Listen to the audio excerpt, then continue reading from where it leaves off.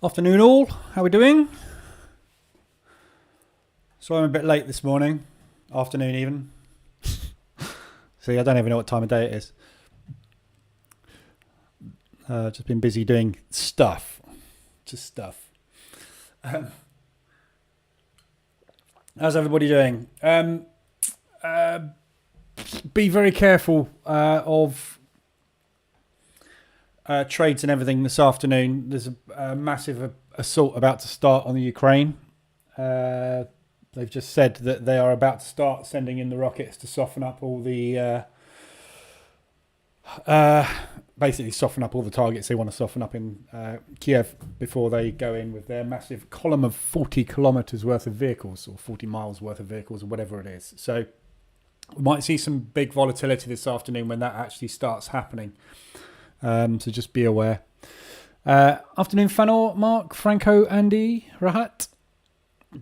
Shaking my glow stick to your intro music. I haven't actually listened to the intro music for ages. Afternoon, Demi Armand.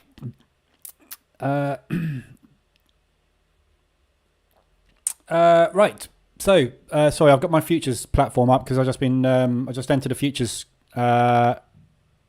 position short on this move today. We've just done a 50% pullback, so I've just jumped in short with a couple of contracts. Well, two contracts short now, ahead of the open, just to see if we can get a little bit of a pullback at the open.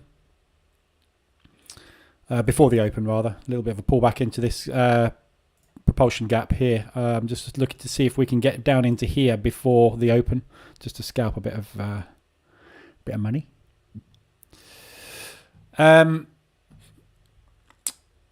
Right. Where are we? Let's have a look. I've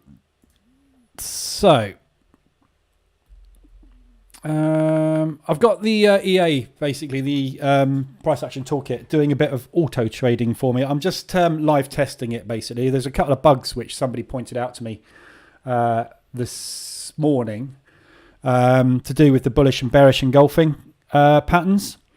So I fixed that and pushed an update out because the basically it was drawing the bullish and bearish engulfing patterns the wrong way round. So if you're not using a moving average, it wouldn't have had any difference. But if you're using a moving average, it was actually drawing the bullish engulfings below and the bearish engulfings above. So I basically had logic the wrong way round on it. So I fixed that, and then I was testing it, and it got a bearish engulfing and took a long. So obviously I fixed the logic around the opposite way, then I forgot to fix the actual auto trading. So I've put out another update. So there's been 3 updates this morning, but it's now all fixed. So I'm just live testing it. Yeah, I'm not actually sure I do want to go long here. I'd much rather this be short, but anyway, I'll just let that trade. Afternoon, Neo, Jacob, Christy, Vipin. How do you run Apex and Elite Trader on the same PC? So basically, when you're in Rhythmic or Ninja Trader, you can select your account. So if you go to connections, you can have multiple connections. So you set up a connection to each individual broker or firm in this case. And then you can flick between the two. I actually run my Elite and my Apex on different machines anyway. I have my Apex account on my Microsoft Surface next to me, and I'm running my Elite on this machine at the moment. That's how you do it. Right, so let's just have a quick look. We'll just ignore that for the minute at what's going on today so far. So basically, the US dollars had a strong morning. We had a really good push up just towards the end of London. As you can see, the last couple of hours, we've had a decent push to the upside. We haven't hit ADR yet on it, but we are still sitting in this kind of accumulation. So this is the 3rd day sideways after the initial push. So we've gone into an accumulation. There's no real directional bias on the US dollar at the moment.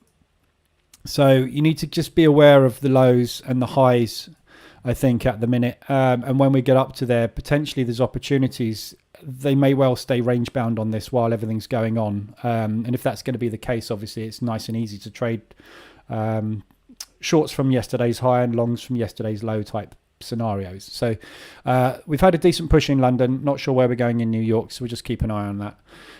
The indices obviously are down today. DAX, big drop. Dow, same thing. Not massive, but it's a drop. The DAX has suffered a lot more than the others. But again, we are still in this sort of 3-day accumulation on all the indices. There's no real directional bias on anything at the minute. The market's spooked, doesn't really know what to do. So yeah, it's all in a bit of a mess. I'm trying to get flat on my FX pairs. I don't like this situation at all. I've been watching the news all morning. I'm watching the European Congress. Everybody basically, all the international leaders having meetings. Everybody condemning it. Everybody saying we are going to falsify our defences. It all seems to be kind of escalating fairly quickly, and Russia just seemed to have shut the doors or turned around, as the foreign minister said this morning, and went, we gave you loads of warning, we told you this is what's going to happen, you ignored us, you idiots, and this is why we're going now. So it's not looking good. I don't think I really want to have any sizable open positions in the market. I think I'd rather be flat. I'd be more than happy to sit flat on Forex for an entire month at the moment, and not take any longer term positions, because I've got no idea what is going to happen to any currency at all. It's going to take one shot of one missile the wrong way, and this thing could go dramatically out of control. Putin's being accused of war crimes this morning. He's been cluster bombing. It's very clear he's been cluster bombing. There's camera footage of it in Kiev and other places. Cluster bombs are not allowed. They're banned. He's using them. So he doesn't seem to care about any law or any international law, and the world is not going to stand for it. I don't think the world is going to turn around and say, oi, no. And I don't see how they can't get involved. So within the next few days, I think we're going to see either a massive escalation here or Ukraine surrendering, I guess. I really don't know. But from a market's perspective, just be very, very, very careful with everything. If you've got any positions in drawdown, I would do aggressive drawdown control to try and get yourself out of them, or just take partial losses and try and get out of the rest. I think that's really all you can do with them at the moment. I'm keeping a close eye on things, and trying to do the same. So, hi from India, Vipin. Yes, Franco. I've been in and out of the US dollar CAD. Oil is a big monkey wrench. I haven't looked at oil actually. Yeah, obviously oil is going to be going up because it's going to become a lot more scarce, I believe, in the next few weeks. So yeah, you want to be doing nothing but long oil. Buy every dip on oil. Buy every dip on gold. Gold and oil, you just want to be buying it. When you see dips, you're going to get some nice pushes on it at some point. So yeah, that's kind of it. Let's see what's happening with Bitcoin and everything. Wow. What's all that about? Why has crypto suddenly spiked for no reason whatsoever? That's interesting. So crypto has linked itself from the indices for some reason. Massive spike on crypto, considering we have not got a weak US dollar at the moment.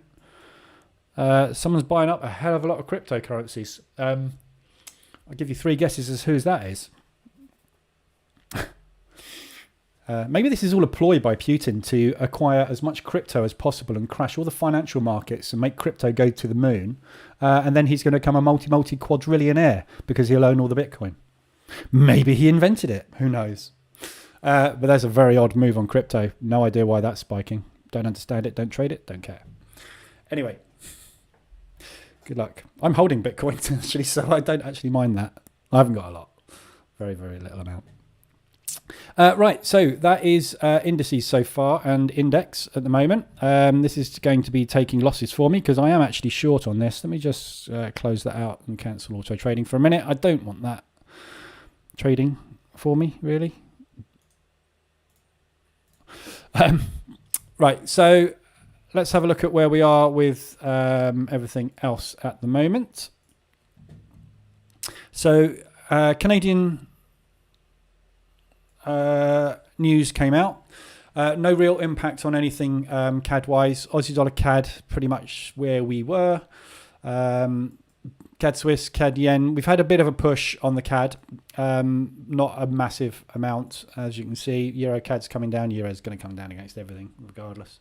Pound CAD struggling a little. The pound started to pick up a little bit during the London session, but it's kind of gone into a bit of an accumulation again. So I'm hoping this is a buy accumulation because we haven't had one for a while. So I'm looking for a bit of strength on these pound pairs to start to kick in. So hopefully we'll get that starting to come through shortly. So no real news on the CAD. The CAD news was as expected, the GDP, it was 0.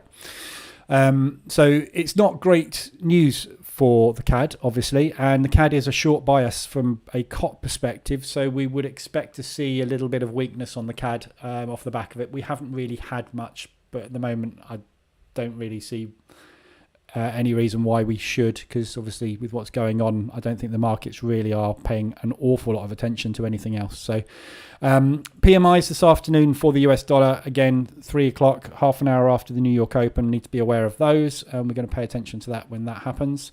And news overnight, obviously GDP you need to be aware of for the Australian dollar tomorrow morning. So we'll keep an eye on what goes on with that this afternoon as well. Franco, been studying your position trading bootcamp. Thank you for this eye-opening course. Yeah, no problem. Be careful at the moment, though, like I just said. It's a great way of trading when there isn't a war on. And I haven't been through one before, so this is completely unprecedented. And if you're going to position trade when there's a war on, if you're on the right side of it, you can make an awful lot of money. If you're on the wrong side of it, you're going to blow your account. End of story. It's going to happen. So at the moment, we are fairly stable. As stable as I think we can be, but who knows? Right, if Russia won or gets strong, where is the euro going to be headed and the dollar? Euro down. There's not really an answer to that question. Russia is not going to win. Even if they were to take Ukraine, that is not a victory. They will have isolated, they were brought down the Iron Curtain again. They will have isolated themselves from the entire world. There will be no trade. There will be nothing happening with Russia. We basically won't be speaking to them. It's like falling out with a mate. That is going to be massively hard for its economy, and they will go bankrupt. And before they go bankrupt, they will try and take over the rest of Europe, probably. In which case, obviously, the NATO countries and the rest of the world are going to just fight back, and it's World War III. So what will happen to currencies? Impossible to tell. It's not going to be good, obviously, for all economies. But I'm hoping, obviously, they will see sense and come to a diplomatic conclusion before that happens. But I can't give any inkling as to what will happen to any particular currency with what goes on, because I haven't been through this before, and there are really no periods in history we can look at recent since algorithmic banking started as to when this has happened. We have nothing to compare this to. So whether the algorithms are being turned off or not is going to have an impact. If you get suddenly 3 or 4 of the major banks turning off algorithms as a precaution, the other ones are going to go completely mental because they're expected to be trading against more algorithms, and you're going to get some weird movements. We've seen algorithms in banks going crazy before and crashing markets. You just got to be careful, use your head at the moment, and as I say, keep saying, trade smaller time frames in and out. You can still position trade if you want to. On small time frames, but I would use stops to position trade with. So let's say, for example, on the DAX, we think the DAX is going to go down today. Take a position here, take a position here, take a position here, have a stop loss there. If everything goes completely crazy and that thing goes like that within one candle, you're out. But don't let yourself get into large drawdowns. Have a stop of some description in place, and if you're wrong, but you can still scale into positions and average in and dollar average to positions. Just make sure that you've got a hard stop in place for everything, rather than the way we normally position trade, where you're not going to have something completely crazy happen like a war and not use a stop at all. So I've scaled out of a position this morning, taken $100 loss on one of my accounts this morning because I had too much exposure on the euro, and I've got rid of some of it just because I just want to lighten the load a bit. And there's nothing wrong with doing that. You have to take a loss sometimes, and this is obviously no different. So really all you can do. Sounds like a Bond movie plot. Yeah, but Bitcoin. Yeah. Yeah. Do you know what? He's like a Bond villain, isn't he, at the moment? You can just imagine him sitting on his big chair stroking a cat at the moment, and cackling with his big red button sitting next to him, ready to press it. It's just you couldn't make it up. You really couldn't make it up. And the rest of the world is looking at it in as much disbelief, I think. All the central governments and the leaders are looking at it like, what the hell? And they said as much this morning in the conferences that I was watching. They've all stood up and basically said, we cannot stand by and watch this happening. As much as NATO do not want to get involved, there comes a point where you start carpet bombing civilians, where the world has to turn around and go, nah, you're not doing that. And I don't think if it continues that it's going to be something that the world can sit by and let go. But that does mean starting a war with one of the most powerful military organizations on the planet, who is backed up by one of the other more powerful military countries on the planet, in China. If those two decide to suddenly go, actually, while you're doing that, we're going to take Taiwan, who knows? It's what happened in World War II, wasn't it? Japanese turned around and went, hang on.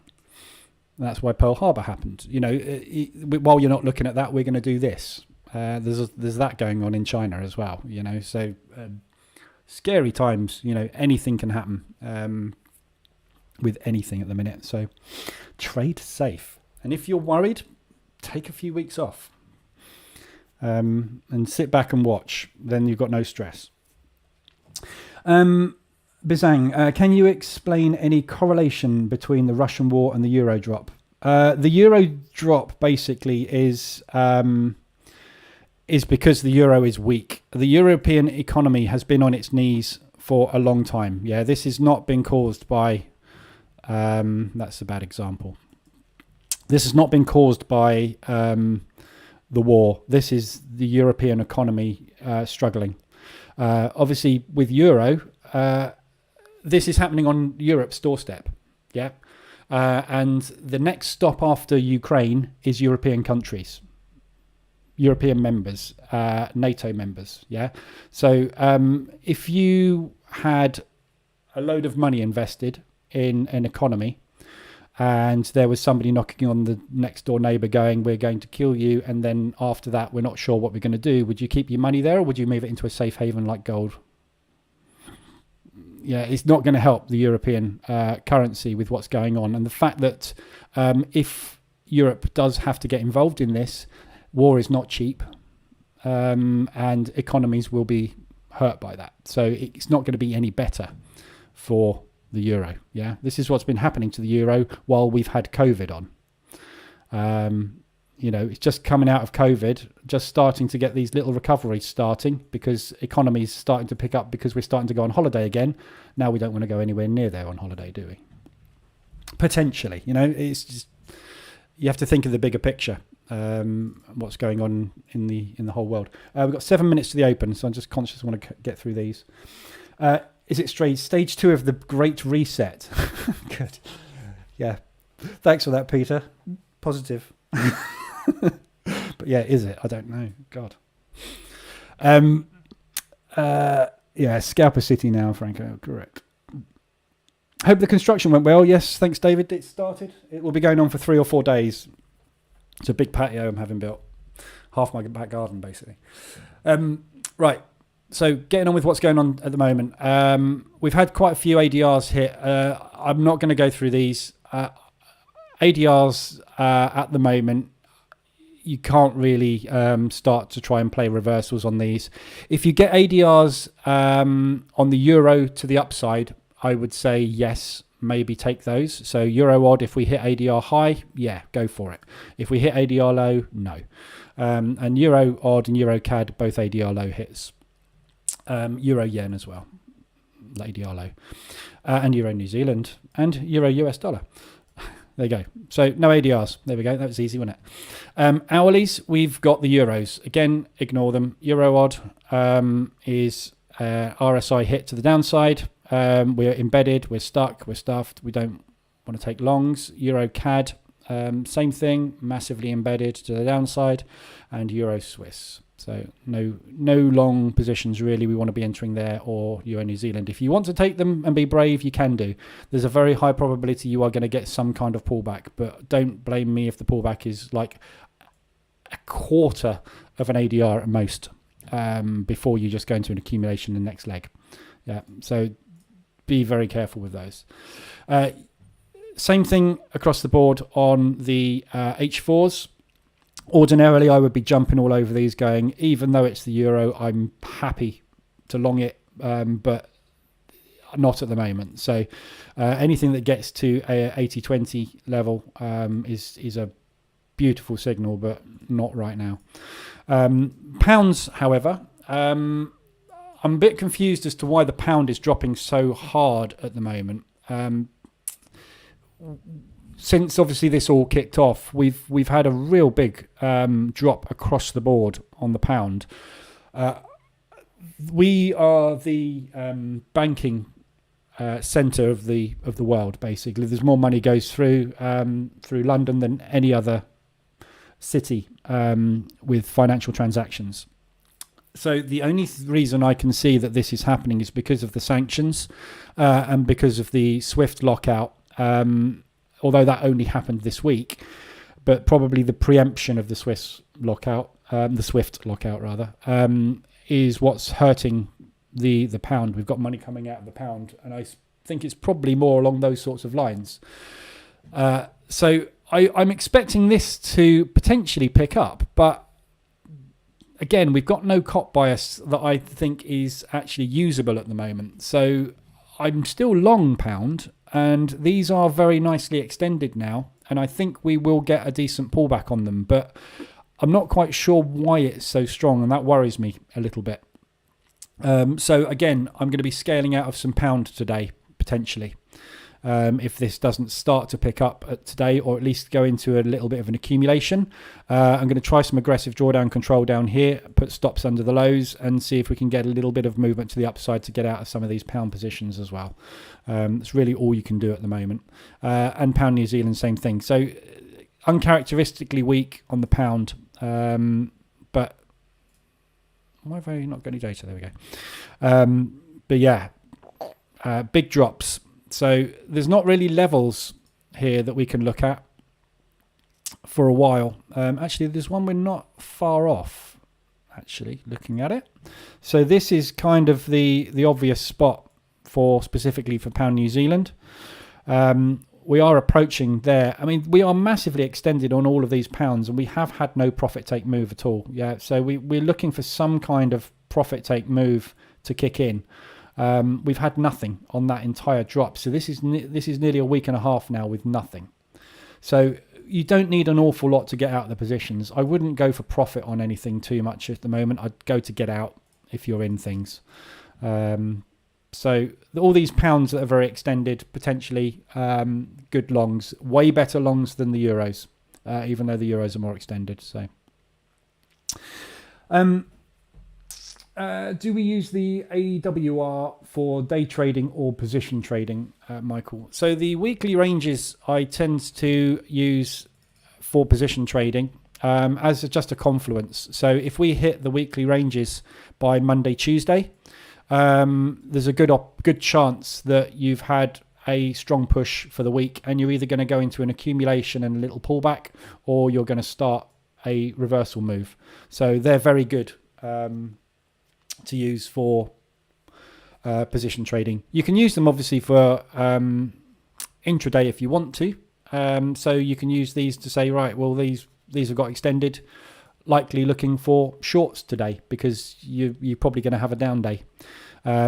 We don't tend to get too extended on the weeklies. Usually 150 is kind of around the max. Occasionally we get a 175, but most of the time when we're hitting 100 and 125, that's when we start to see reversals happening. At the moment, though, as I say, anything to do with averages and normality, you kind of need to discard at the moment. So your average daily ranges are not going to be holding up. Your average weekly ranges are not likely to hold up. Your average monthly ranges could get hit within a couple of days at the moment. So you've got to kind of take all this lot with a pinch of salt at the minute. And the same with the RSIs to a certain extent. Anything mean reversion is difficult to play. So you want to really, I think, be trading, as I keep saying, smaller time frames, M15, M5, and looking at trend-based plays for the day.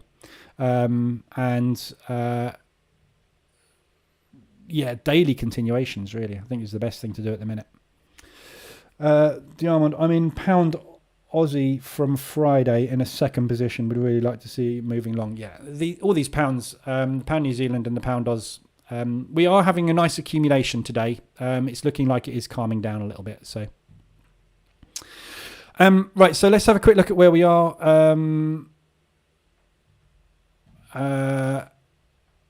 Trading wise, so we're pushing up at the moment on the DAX. This is the New York Open. So I'm going to flick between the DAX and the S&P for trading today. I've got a position on at the moment which is about to get stopped out at the open by the looks of things.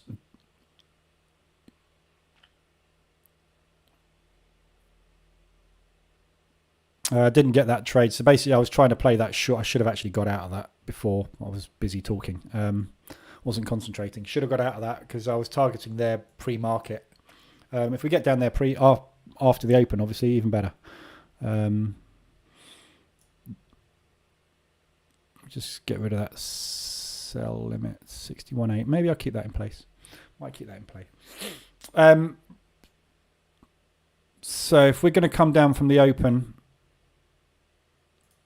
I'm going to go for a home run if we're going to come down from the open. I might as well, seeing as this is obviously rejecting at the minute.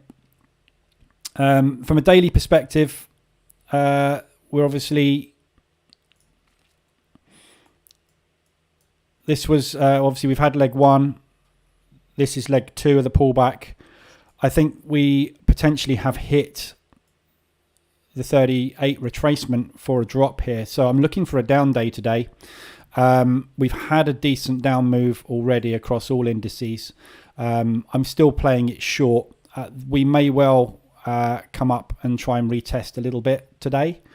But there's a good opportunity for the market just to go straight short from here because all of the moves here have potentially profit taken already.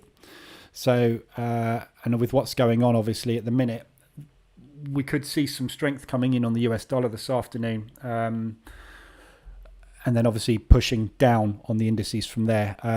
We're probably going to have a little bit of a whipsaw open potentially because we've got PMI at 3 o'clock. So the market might want to hang around and wait for the PMI figures before moving. But at the moment, obviously, we don't know. Difficult to tell what the hell is going on, obviously, isn't it? So I've got 2 contracts on short from the open. I've got a pending order set there. So I'm looking basically for this low to get broken. So coming into this gap, I'm looking to enter another short and then see what the price action is there. We're either going to crash that and go, or we're going to bounce out of that, in which case then I'll probably try and get out of those positions. But obviously you need to see where we go at the open.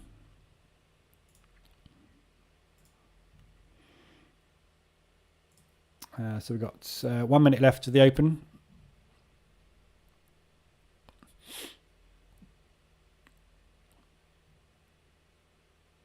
I've got $150 already in the bank from this morning as well.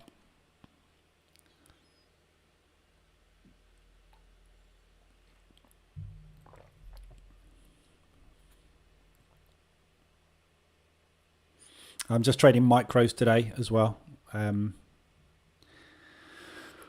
don't want to be getting into any big contracts at the moment.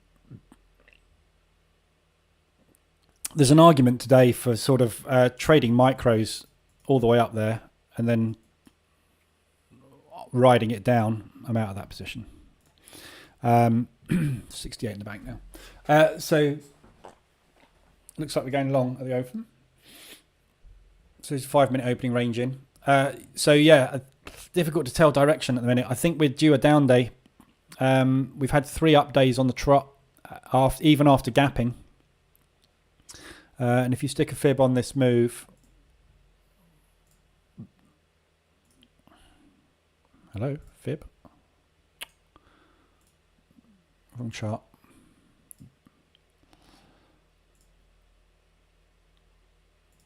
Oh, why are you not drawing me a fib? I don't want to. Oh, I'm picking the wrong thing, aren't I? Let's switch over to the daily here. Make it easier.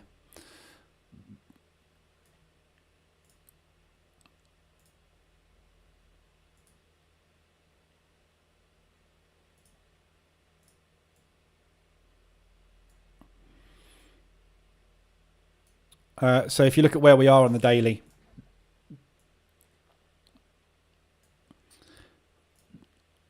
we are sitting at the 50 and we are not far away from the 61.8 retracement. So this area here is really where I think we would get up to, the 4,400 level. And we tapped into that this morning and rejected it. So hence me thinking that this is probably the pullback done, and now we'd be ready for second leg, third leg down, really. That's second leg. This is going to be third leg down. So we may come up and challenge that. We didn't quite tap into the 4,400. We were just underneath it. So that's kind of what I'm expecting today. 4,400 was... So we got to 43.98. We didn't quite touch 4,400, but it was close as damn it, which is where we turned. So looks like we are going to go this afternoon though. So we've got an opening range breakout to the high. 2.5 minutes on that candle. So potentially we may be looking to come up this morning. More like whiplash. Yeah. Potentially whiplash today. Whipsaw even, not whiplash. You get whiplash from car accidents. You get whipsaw in trading. Same thing though. So there's a 61.8 taken out now.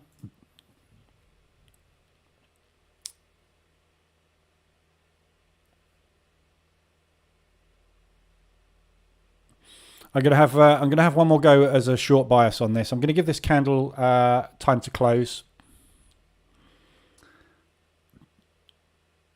and then I think I'm gonna try and play it short today. I just think I've just got a bearish bias at the moment based on today's movement and the fact that we've had a nice pullback towards the end of London, and I've got a bearish bias on the day. So I want to be looking for short opportunities. but I've got in mind obviously that this 4,400 level is also still on the cards as well, so not quite sure direction. I'd rather just give it some time and see where we go. I bought at 1,145 on euro US dollar. Is it good support or still drop again? I wouldn't be buying the euro at the minute. We're expecting the US dollar to power up and the euro is on its backside, so I'd be getting out of that if I were you. US dollar. Let's see what the US dollar's doing at the open. Nowhere at the moment. It's a very weak open from the indices. Getting good absorption up here at the 61.8 retracement.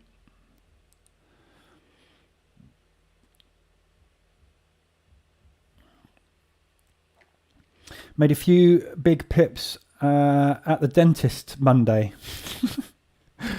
Got a great discount. Saved $275. Excellent. KC Ninja Trader. Yeah, this is Ninja Trader. This is my futures account.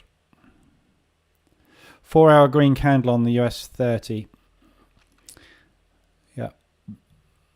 We've had a push up. So we've got signs of rejection going in there. I'm going to start with a sell stop under there. See if we can get a bearish move. I'm going to trail. Basically, my plan today is to trail a sell stop up. So if you were doing this on here, you'd be hitting the sell stop under last button. If I had the EA turned on, you would. Sell stop under last, and that'll put a sell stop underneath that candle. And obviously just get gathered along as you're coming in. In fact, I am going to put that on there as well because I like this bearish. Why did that close out then?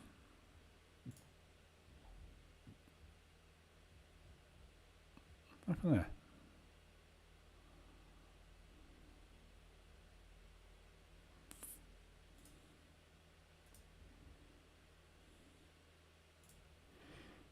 What happened there?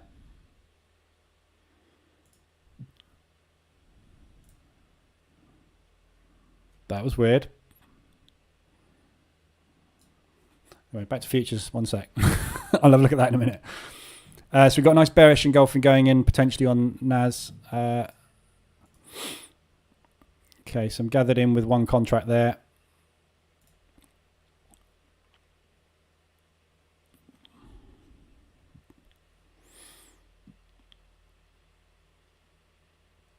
US dollar CAD is moving short.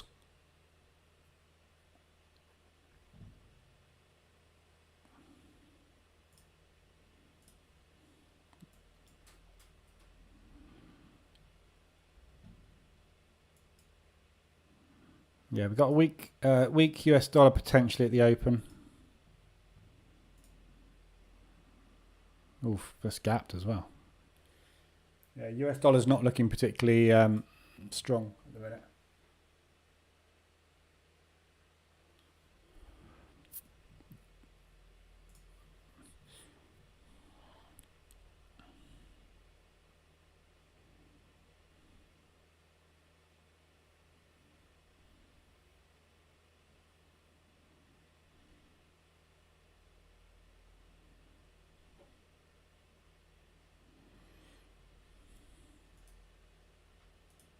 Tapped into support there. Sorry, resistance.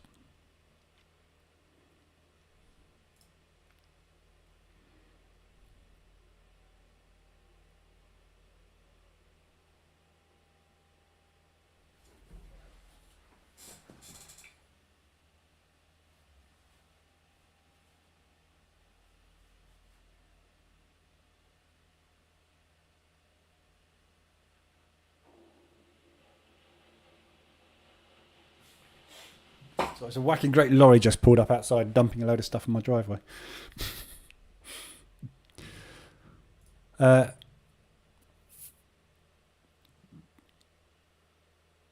so we're just testing this wick at the minute.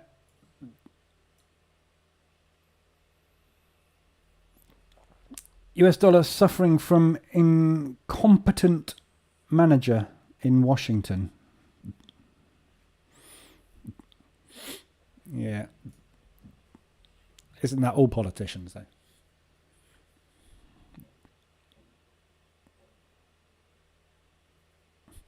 Why am I not using MT4, MT5 to trade? Can't trade futures. Futures are traded in Ninja Trader or Trader 8, but MT4 you can't trade futures contracts. It's the same stuff. It's all the same price movement. It's just this is my futures account rather than my MT4 account.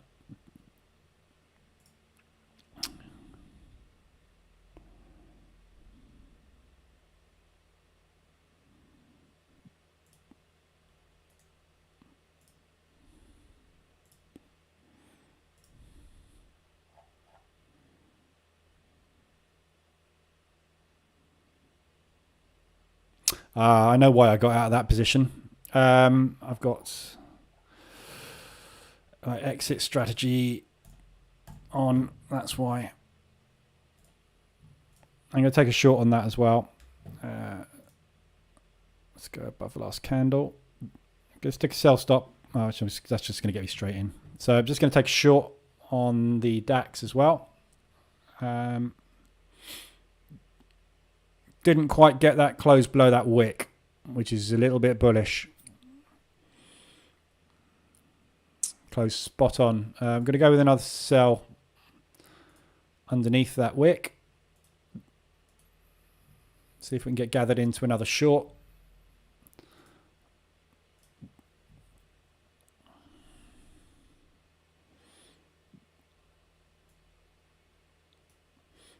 So if we get this 61.8 hold today, we should be able to take those lows. There we go, too short. Put the too short down there, and then I'll get gathered into one more and have that as a target.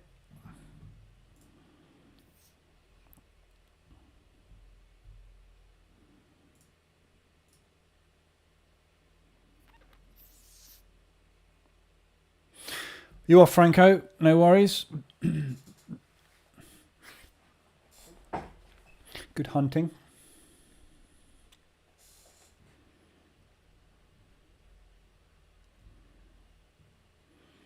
So closing down below the 50 and the 20 on the DAX.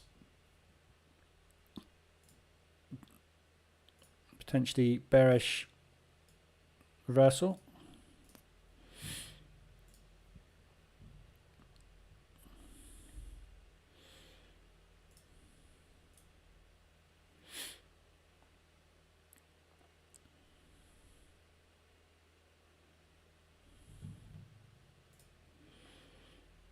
So we've broken the 5-minute opening range low. So there's the opening range high and low. So this candle is the 5-minute opening range low break.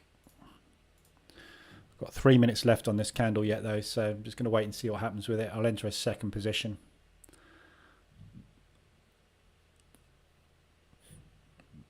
In fact, I'm going to put a sell stop under that low and then stops up there.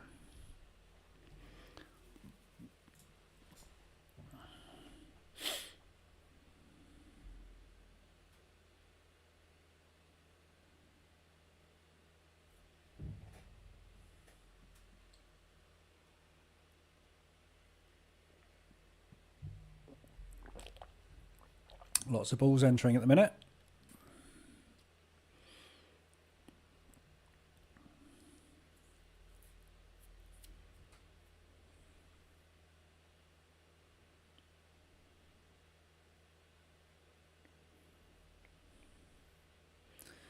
Weak selling.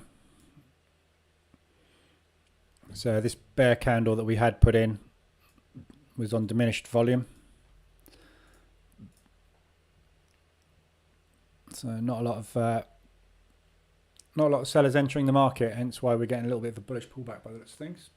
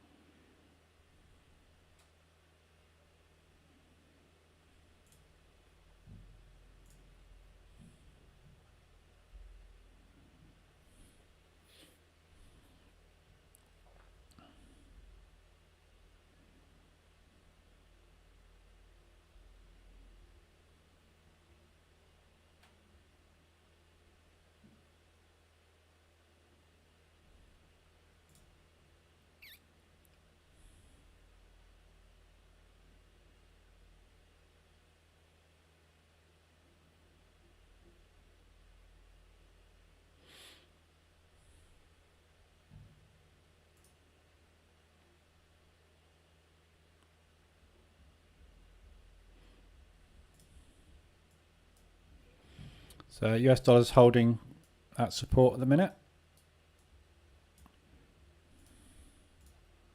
So hopefully we'll get that push back down on the indices, but a little bit of a pullback at the minute. Indecision.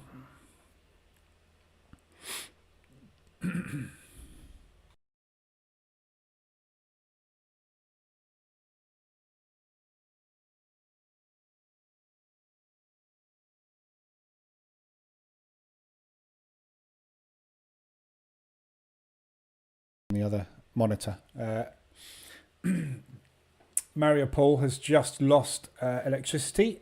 They've just taken out power station there.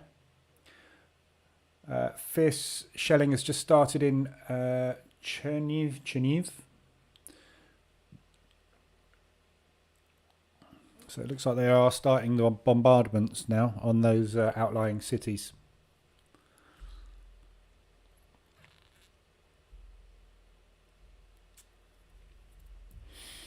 Okay, so we've got an inside bar.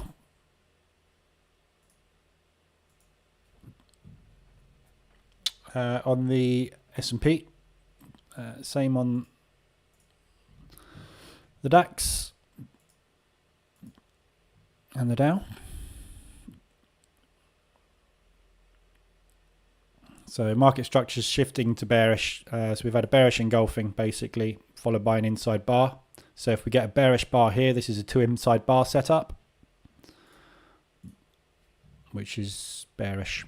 But we'll see. We've got plenty of time left on this candle yet. It can go anywhere.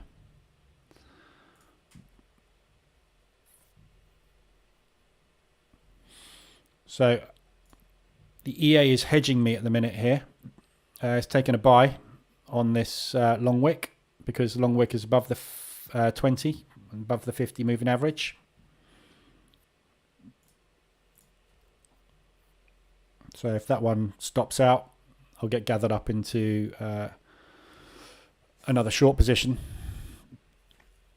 Just arrived home from work. Afternoon, Harry. A little squeezed on pound New Zealand. Yeah. Pound New Zealand, the pound is in a squeeze, big style at the moment. We've just looked at the pound. One sec, just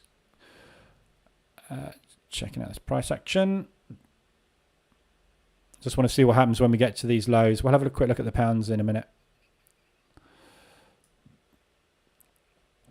I want to see if we get a pop through these lows. Yeah, there it goes. So we just basically, all the buyers have just, all the buyers there, that little pop there was all their stops being taken out. So we'll see if we've got enough selling, there we go, enough selling pressure to, I was going to say, to pop through that low and gather some momentum short. So 3 short now. So this is the next potential area for buyers. So we had this long accumulation all the way actually from there. So it's a big multiple hour accumulation. That was the propulsion move that the buyers used to start propelling price higher. So this is where they will step in and defend that area if we're looking for a long. So we'll keep a close eye on this one here.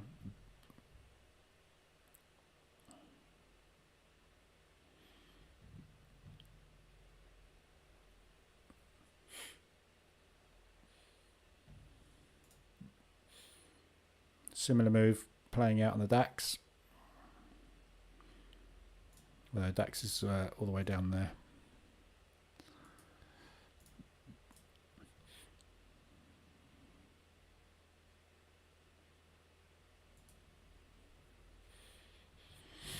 I'm just going to break one of these orders away for a runner.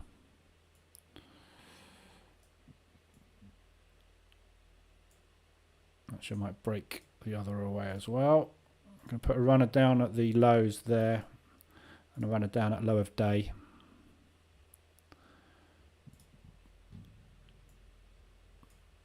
Just in case we get a collapse from here. So yeah, the pounds basically are all tanking at the moment.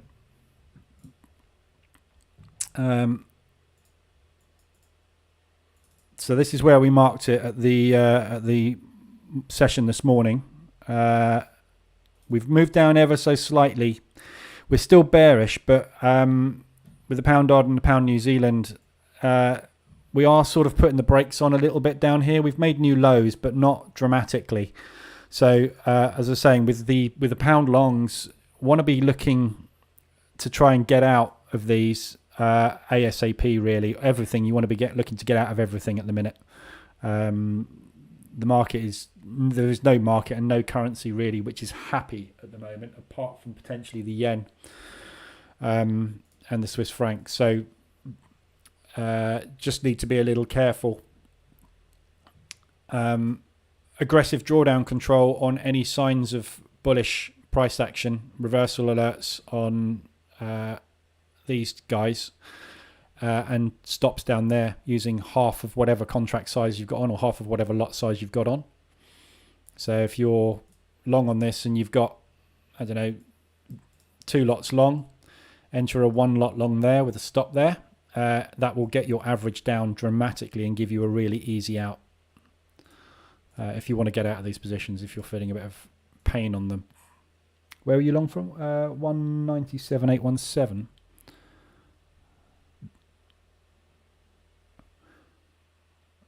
Bought at 197.816. Sorry, 197.816. There. You're not in any drawdown there. You're pretty much break even, Harry. 197.816 is there. Do you mean that's where you took your last position? Where's your average? You want to be making sure that your average is within ADR as much as possible at the minute.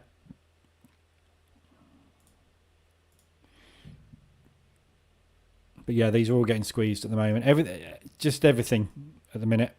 But it is slowing down. The pound is actually starting to fight back. You can see it much more clearly on the pound Swiss at the minute. We've got some nice accumulation starting in some areas. So it's starting to build up a bit of pressure.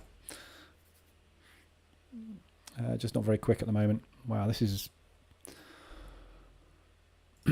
choppy old market. Really choppy at the minute. God.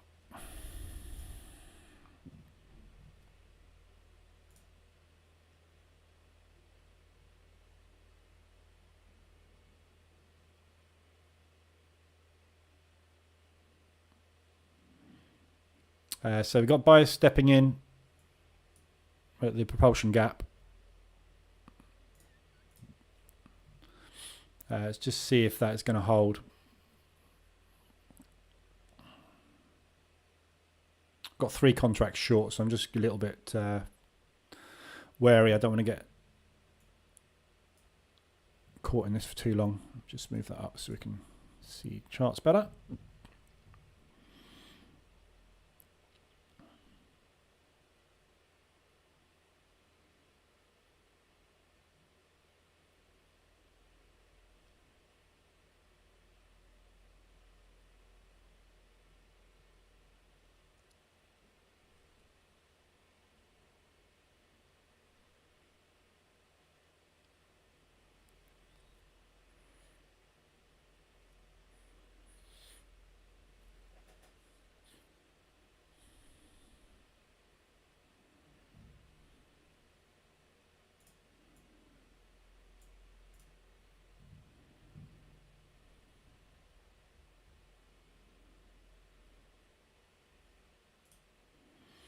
Got 1.5 minutes left on this candle.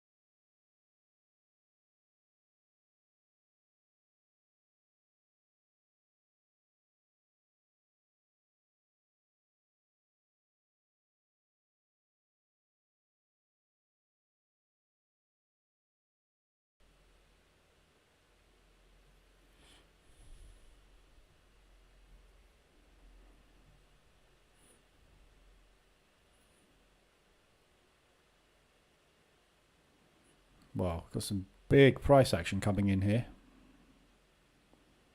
Wow. Big bullish move. So it looks like there's a lot of buyers stepping in down here at the minute, potentially.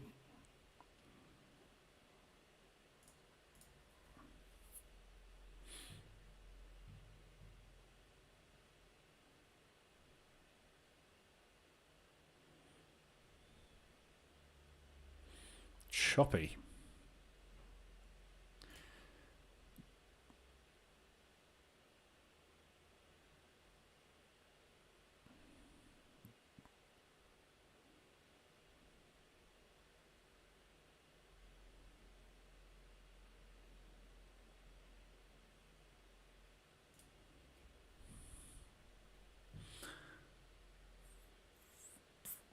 Just quickly checking the news to see if there's anything. Oh, it's 3 o'clock, isn't it? Sorry, it's, just checking the news. It's PMI basically just been released. That's what that was. I was just wondering why that was moving. It's PMI. So PMI was positive, which is good. So positive PMI should be good for the US dollar, which should be negative for indexes. So hopefully that was just a spike to accumulate positions, and then I'll drop that from there. So we should see the US dollar spiking now on that news. Need to break this level though. Just getting ready to get out of that then. DAX. I'm just going to manually close out that buy. Looking for these sells really. Make sure we've got no buys on that. Sells, that's good.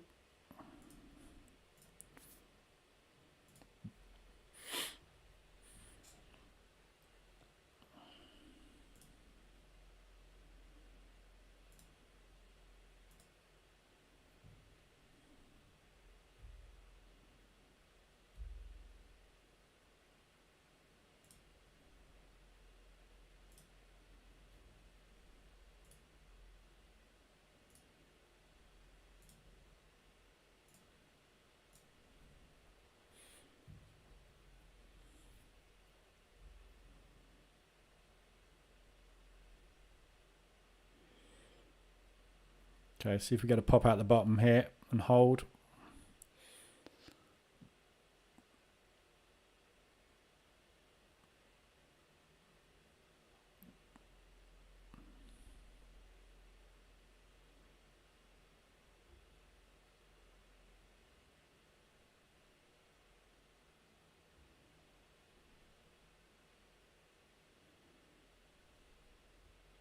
There's more buying absorption going on here. Every time the sellers are kicking in, buyers are buying back out. So still quite a lot of buying pressure at the minute. Dow's looking good though.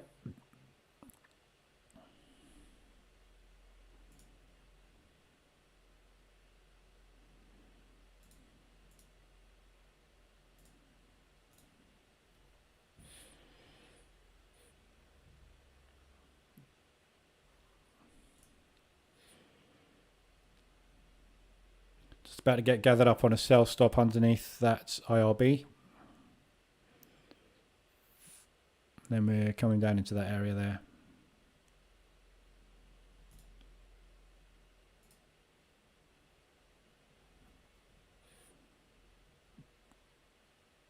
Assuming we can hold that.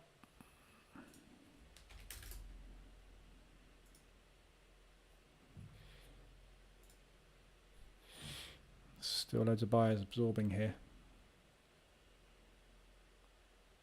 I'm going to close one out. Put one in the bank.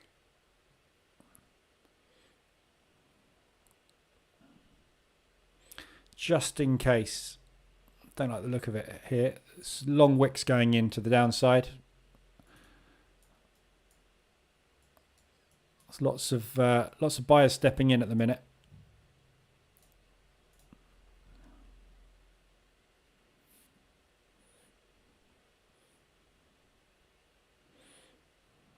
Didn't manage to close below those lows again. Did put new lows in, but Still not managing to get through this area.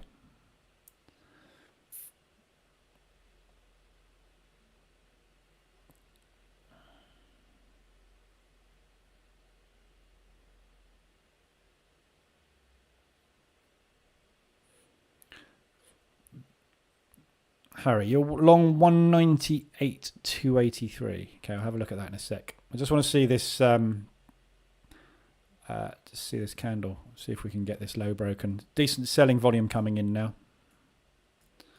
Much more selling volume coming in, though it looks like it's being absorbed at the minute.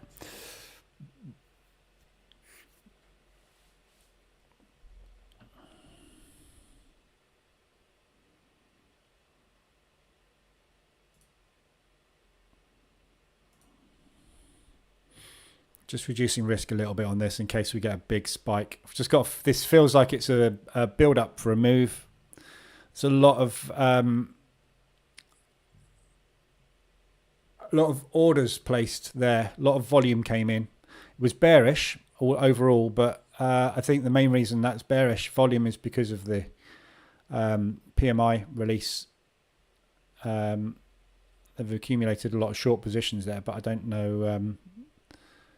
Still not convinced on the direction on this at the minute. We've got no real strong move. So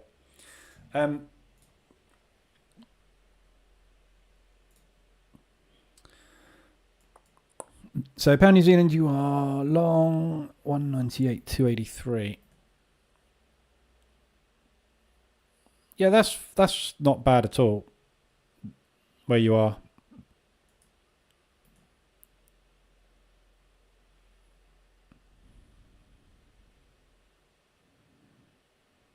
You can easily get that. Look at a couple of hour candles. You'll be out. We just need some. We need some bullish price action on the pound. We're just not getting it at the moment. The pound is just very weak at the minute. It will sort itself out, but at the minute it's just not got any legs. So we just got to wait. Just going to get gathered up on that second order. Short. There we go. Another short.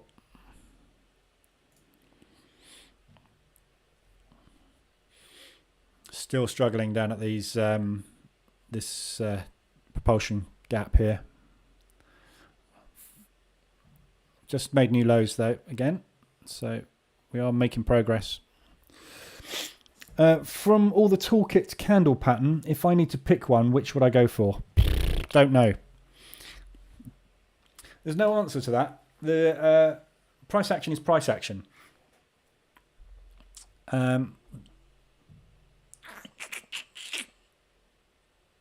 Sorry, one sec. 1.5 minutes. It's a lot of indecision at the minute here. Just toying with the idea of getting out another one, just to put it in the bank.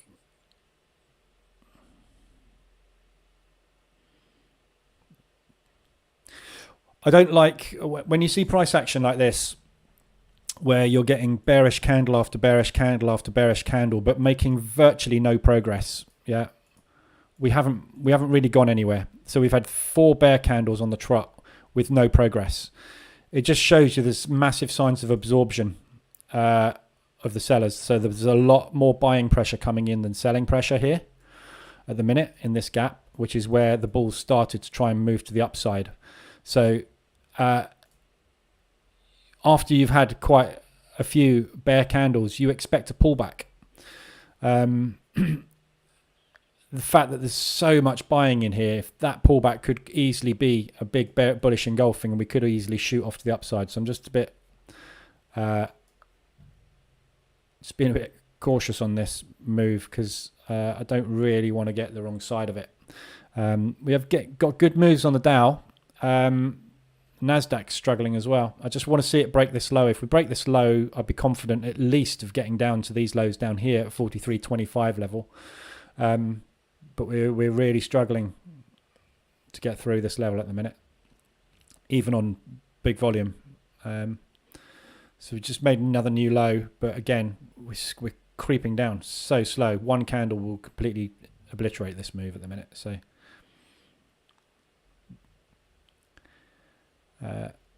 we need to close below that level.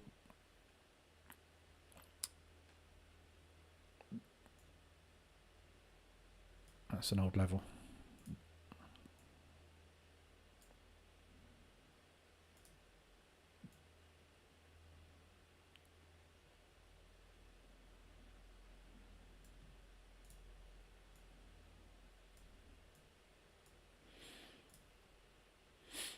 Okay, so it looks like we're on the way now.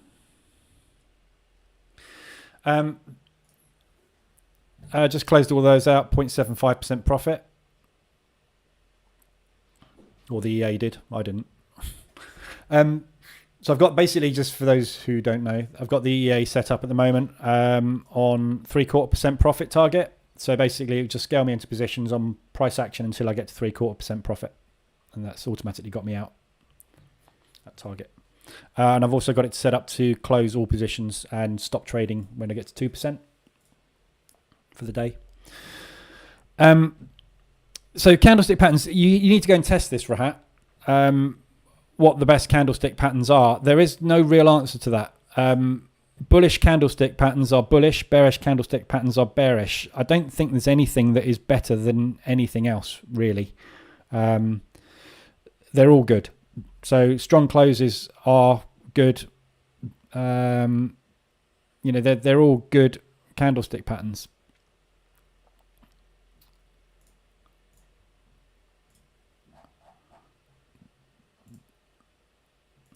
So you really need to test. But for auto trading, you need to be watching it as well. The auto trading facilities that I've built into this, they're not really for set and forget. They're like I'm doing now. Get me in and I will monitor it. And I will manually add and manually adjust, which is, I think, what you need to do when you're playing small time frames like M5. But, a strong closed candlestick pattern here is a good indication, but where is the stop going to go, So after we've had a big strong close like this, it's likely we're going to get a bit of a pullback to the 20 and then a drop from there. So you kind of need to watch it, but there isn't really a better one than anything else. These IRBs are really good. So, when you see an IRB and it gets entered into, they're very good because they're pullback candlesticks. They're signs of pullback in a trend rather than strength in a trend. So you can see your strong close candles are indications of strength in a trend. Yeah, bullish engulfings are strength in a trend. Long wicks and IRBs typically are pullbacks in a trend. So, and the same as equal lows are pullbacks in a trend. So for me, I would rather be selling short when price is pushing up. So for me, I think probably the IRBs, the long wicks, equal lows are probably my favorable patterns because I want to be selling when price is going this way. If you're selling when price is going that way, you're selling probably just before a pullback. And if your stop is too tight, you're going to get taken out. So they're as close to limit orders as you can get. So when you get an IRB, obviously, like that one there, where it closed here, the entry is placed here, and we don't actually get in until the pullback is done. So you've had a pullback, and then we get the strength of movement. So they're the better patterns, I think. The IRBs, long wicks. Long wicks, obviously, are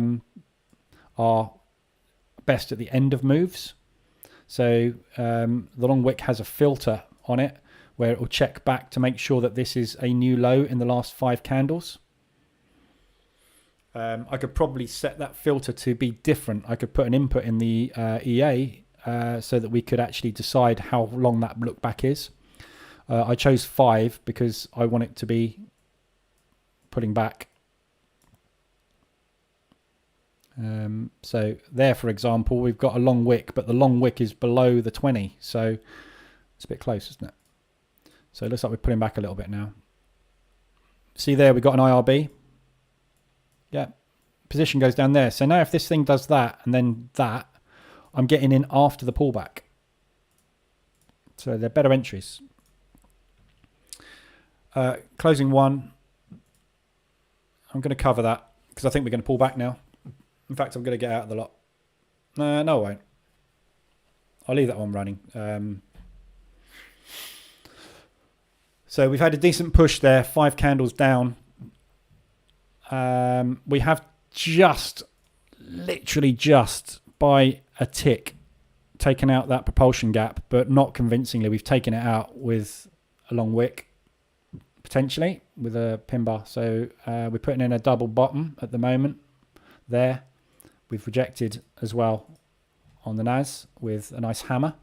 So you see what I mean by it's not looking particularly convincing price action. The Dow is doing really, really well, but the Nasdaq and the S&P are struggling at the moment. So I just don't want to. Just at the minute, I just don't really want to hold anything for too long. Just looking at the news, what's going on? There's lots of people talking at the moment. Estonia, there's an army base in Estonia. It looks like they're getting ready to supply the Ukraine as well. Everybody's chucking military armaments at Ukraine, but not chucking anybody in to help them fight. So it's the best we can do at the moment with NATO, obviously, because if we suddenly start fighting, that is it. So China has opposed economic sanctions against Russia. Out of that flat, so 200 up for the day on now. So China has basically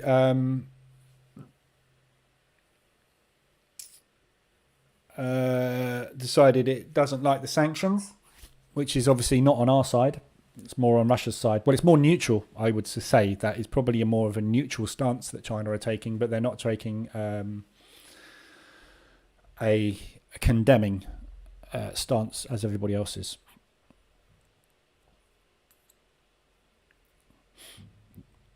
So I've got the EA running on here at the moment on the 50 moving average. So we are only going to take shorts at the minute.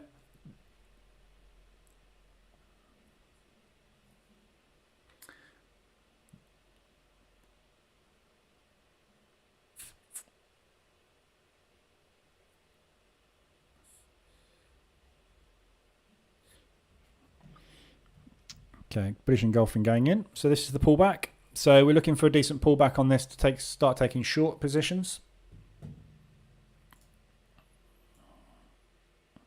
So there's 2 potential moves at play here. We're either going long, so market structure is going to be a new low and a higher high, or this is a pullback on this move, and we are going to go short, in which case then we should pull back and drop. Don't know which, no one does. So this move here, let me just get rid of one of those so we can see what the hell's going on. This is a 50, 61.8 retracement for a potential long. If it's a short, we'll be looking for pullback. Well, it's done a 38. So anywhere in this zone here for a pullback and then drop continuation. But I'd like to see a little bit more of a movement up into that really, ideally, but could start selling short here.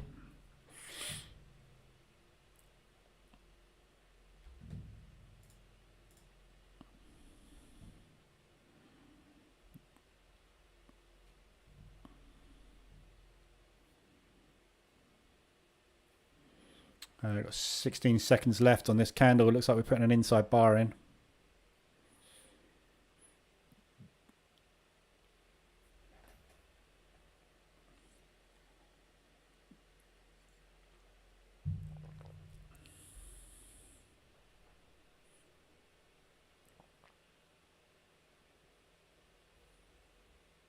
There's a press conference going on at the moment with quite a few leaders, Boris Johnson including. We will not fight Russian forces.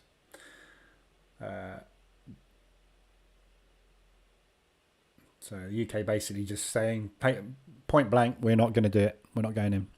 So we've got bullish engulfing on that candle. So potentially get a little bit more of a movement up. So be looking for ideally shorts somewhere around the 2050, 50 moving average. This is the 20 moving average, the 50 moving average, and 50% pullback. Somewhere around here. We're looking for bearish price action.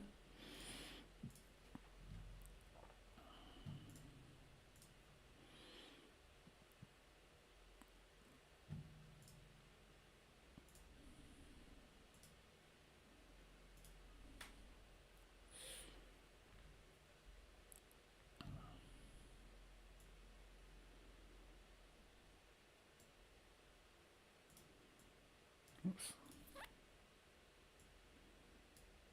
So if we sailed straight through that.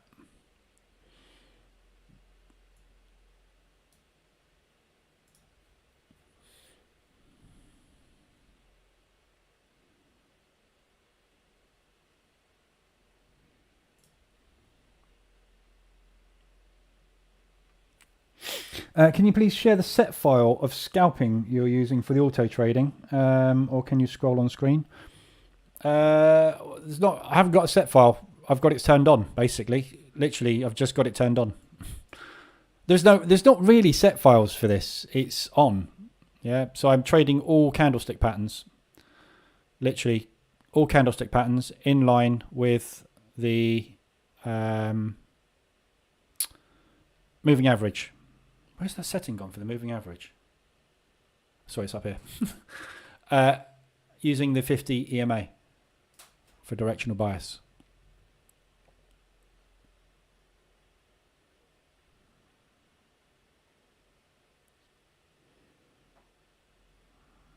So that's really all I'm doing. And I'm just saying I want to get out. So I'm using for the DAX, using 400 and 800. So 40 and 80 pips for stop loss and TP.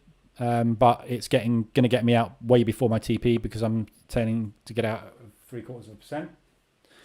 So idea is I want to be scalping 2% a day. If you can scalp 2% a day, you're making 40% a month. If you're making 40% a month, you're making 11. God, just looking at that cruise missile hit on the Ukrainian building on my other monitor. That is a hell of an explosion. Jesus. Okay, so we're getting nice rejection on that pullback. So I'm going to go short one there.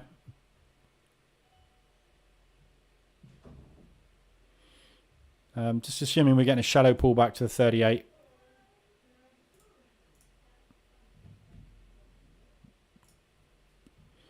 Nice rejection up to the 61.8 there. I'm going short one.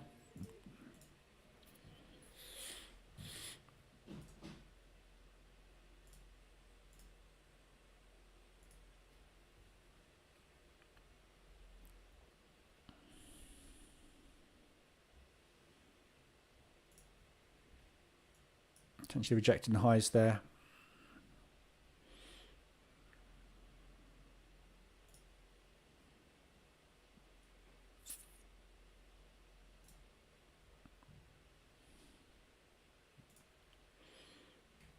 That pullback that we're seeing on the indices. Obviously, the indices have been dropping, and we're in the middle of a pullback on the indices. Inverse. So this is what I keep saying to people about the inverse, the Dixie being the inverse of the indices. Normally, when the US dollar is going up, the indices, stock indices, are coming down, and vice versa. So you can get a glimpse of where you think things are going by just obviously analysing what's going on with the US dollar.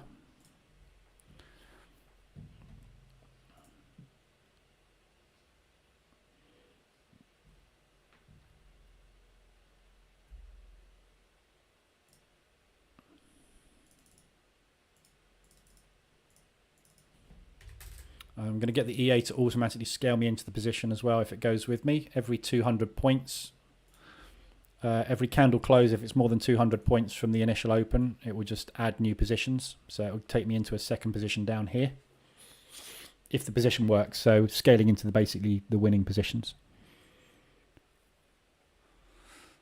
assuming we don't get a big pullback, but stops up at the 61.8. So you can take a little bit more drawdown. Obviously we've got the moving averages coming down on top as well.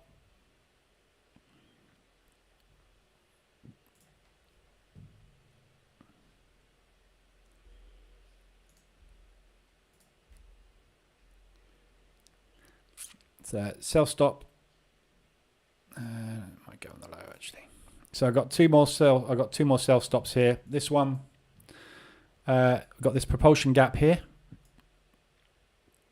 So if we break down below that propulsion gap, I get into a second position, and then third position on a break of the low. If we break that low, we should be good to go for the lows. It's very, very slow, this one today, so this could take ages if it works. Obviously we still potentially got that bullish move playing out if we're going to go back up to the 4400 level, which we didn't touch today. We missed it.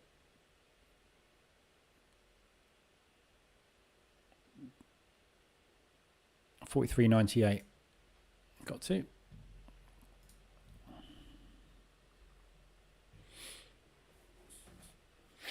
But it is, Rahat, it is on my list to put some set files together for fully automated trading for each pair.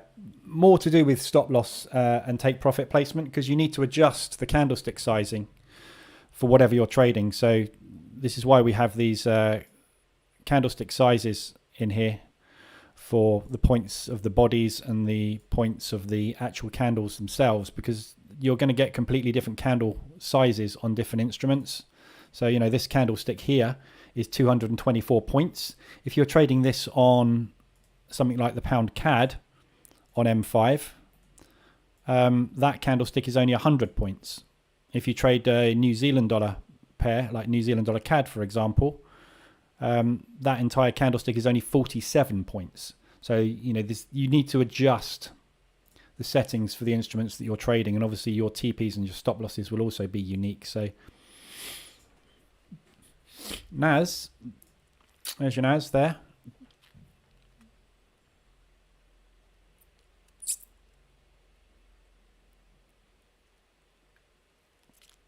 Bit of indecision going in at the minute.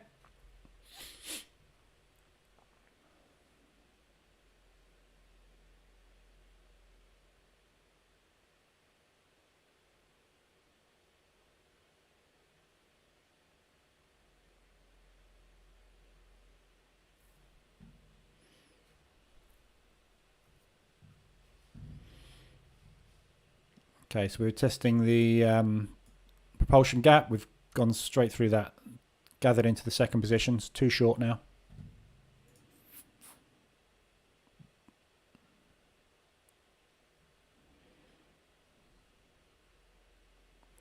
Got 1 minute left on this candle. The A is going to scale me into a second position if we close bearish here as well.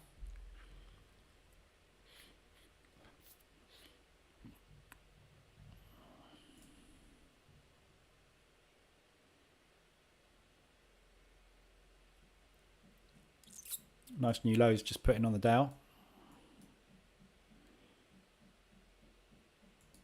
Double topping on the NAS. Looks like we're putting a bearish engulfing in as well. Or trying to anyway. And a 3-bar reversal forming on the S&P. Push up. Followed by doji indecision. Followed by push down. Still got half a minute on these candles though before they close. 20 seconds.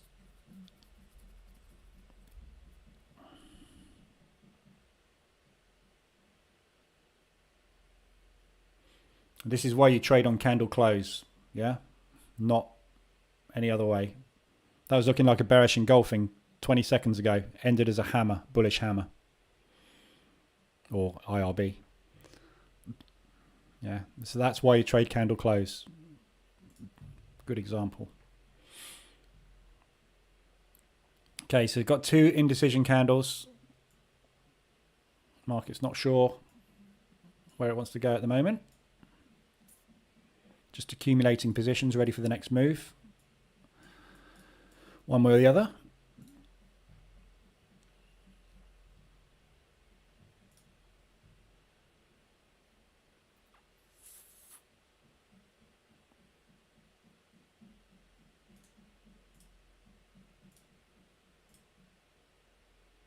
I'm going to scale out of one of these positions if this pushes up, just to reduce risk and drawdown, because I don't like this indecision in the market at the minute. I'd rather be one contract short if it's going to push, rather than 2, take a little loss.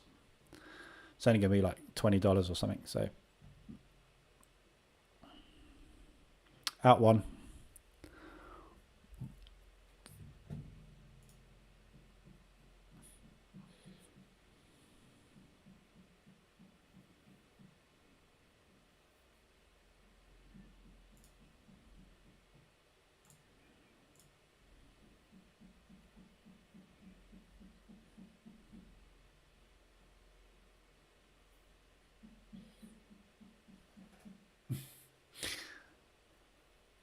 So if you can hear all the banging going on in the background, it's the workman. It's not me tapping on the table.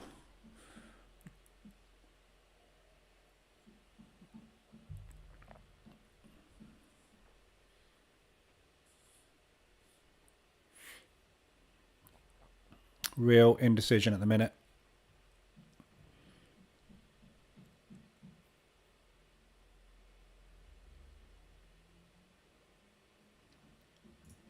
Dow, lots of wicks to the downside going in.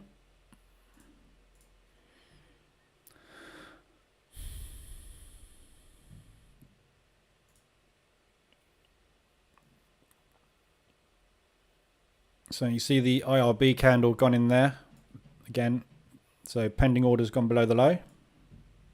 That one's still in play. That one will get cancelled off after 30 minutes.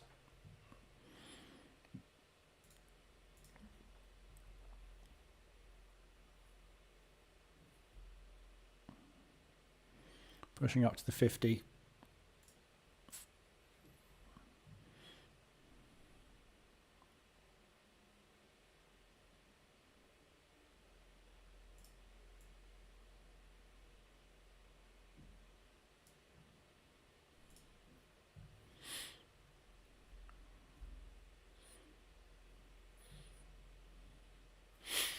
Do you have a rule of thumb about how to decide pip distances, stop losses and scales in, considering the very different scales of the indices? Not really, no. Just have to kind of...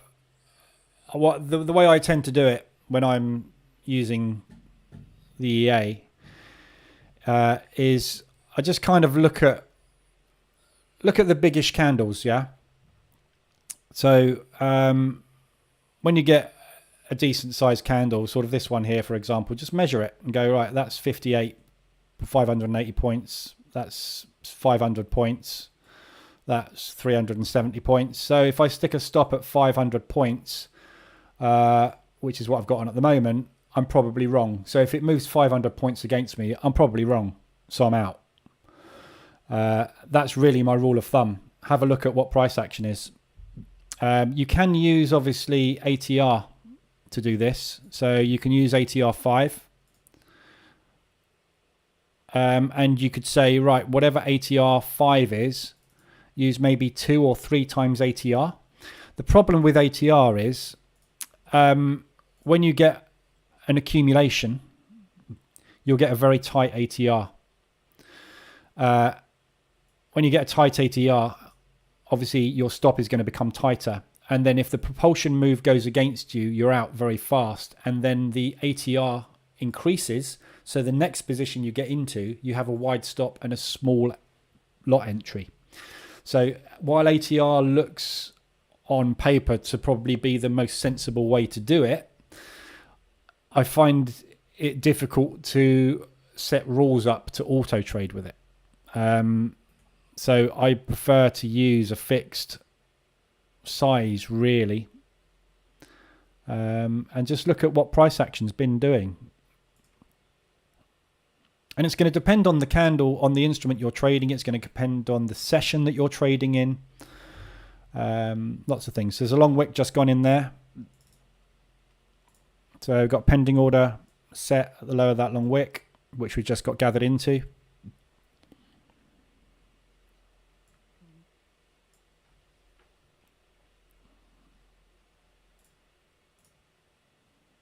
And again, you know, it's got a stop loss on that. It's 300 point. Oh, I've got it set to 300. Was that the stop loss for that one? No, that's the stop loss. So get confused as to which stop losses are which. That one will be that one.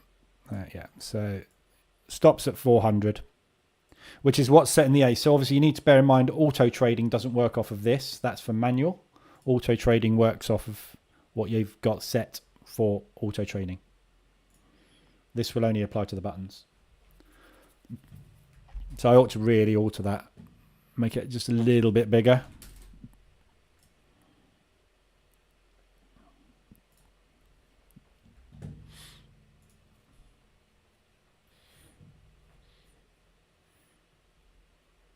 So we're still working with an inside bar at the moment. We haven't broken out of this candle. So we're in an accumulation. Ready for the next move.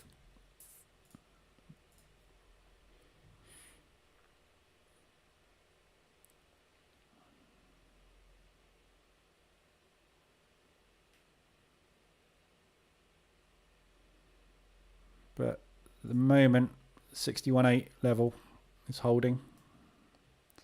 And the 50 level.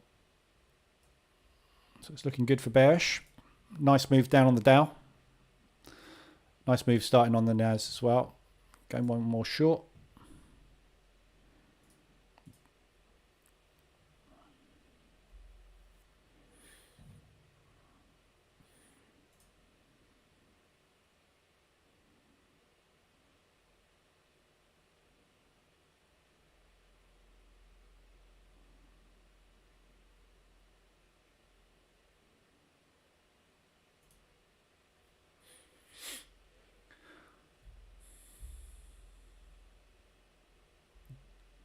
I don't quite know if everybody's seen that comment that the Russian foreign minister said earlier about it's time for all the US nuclear weapons to go home.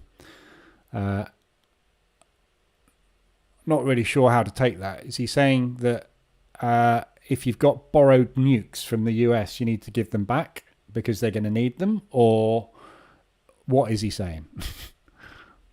Really mixed messaging coming out of Russia at the moment about what their intentions are, what they want everybody to do. There's just no clear communication. You can see why this thing's breaking down and escalating so fast, because they're just not really saying what's going on.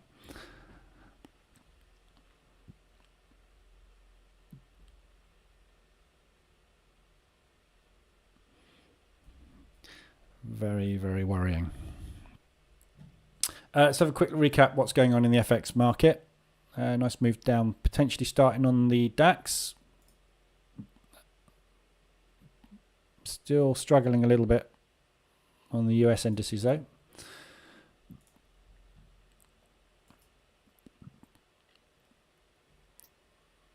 The pound US potentially starting to form a W. Pound New Zealand potentially just about to get a reverse alert on M5. Bullish engulfing on M15. Still got 5 minutes left on that candle though. So a little bit of bullish price action coming in. Might be off the back of what Johnson's just been saying. He's just finished a live press conference about the Ukraine. Euro. Not a lot. Still bearish. There's not a lot of money coming in on the yen at the minute. Aussie's not really going anywhere. US dollar, not really going anywhere. It's not a lot of movement today. Just got out of those, so another 0.75% banked. Exited those positions automatically. Still got that sell stop underneath that IRB there. So if we get a break of that low, we gather up into a new position, targeting the lows down there. Too short now on the futures.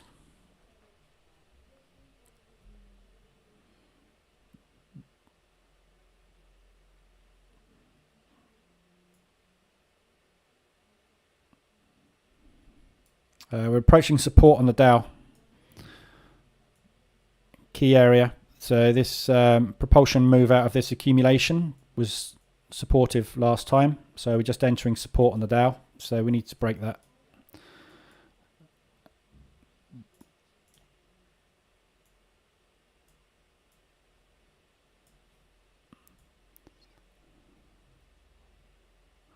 Not really getting anywhere on the Nasdaq at the minute.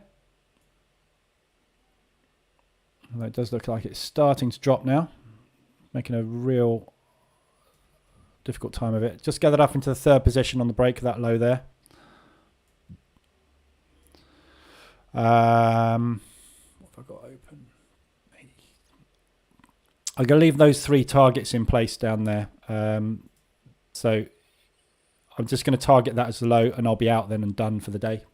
That'll be around about $400, $450 profit. So that'll be enough for me for today on the futures, if we get there. Just entered that position short on the break.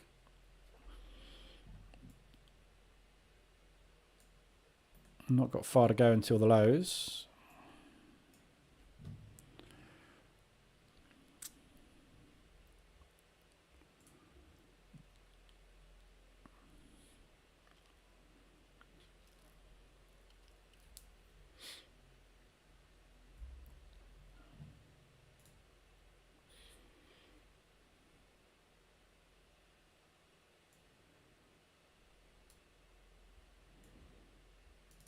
Sure, that's an old level, that one. Get rid of that.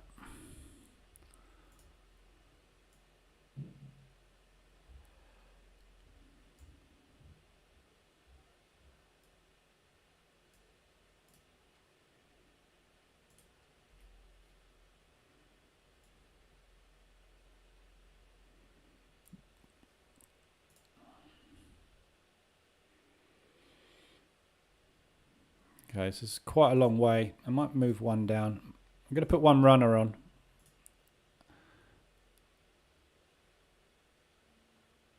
So, assuming we do get on the daily, the runner I've got, the runner I've just placed there, that one buy limit runner, that is basically targeting yesterday's low.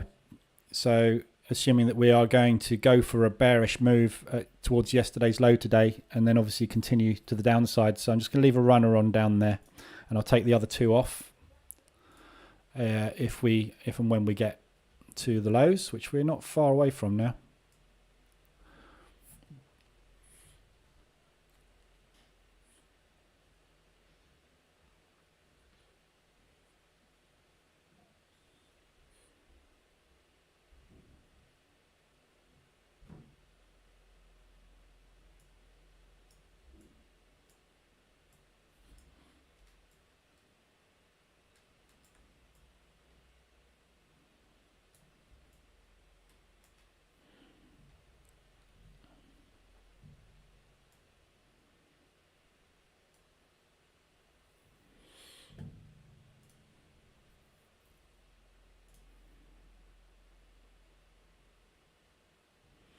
Got bearish move starting on the potentially on the US dollar.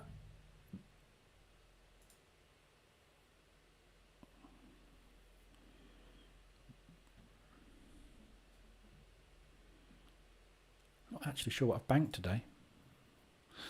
1% banked today so far.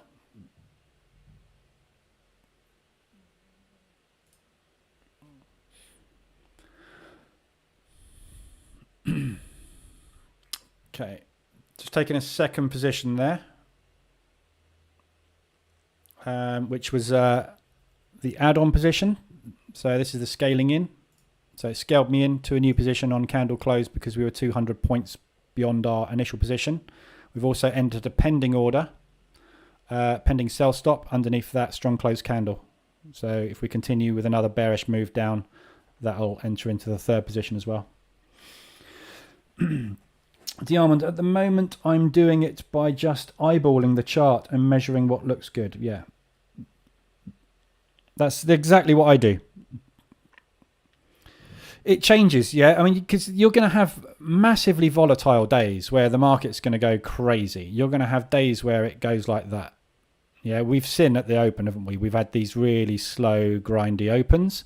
You do not want your stops to be the same on those days as you do on these days. And the same with your targets. Yeah, so targets are always going to be a level. Yeah, we just put a double bottom in there to the pip. Yeah. I'm just going to keep a close eye on that because I might want to close this out manually. In fact, I've got 0.5% on this. I just want to see if we're going to get a pop at the lows here. I want to see that pop those lows. I'm not sure we're going to. So what do I do? Do I take 0.5%?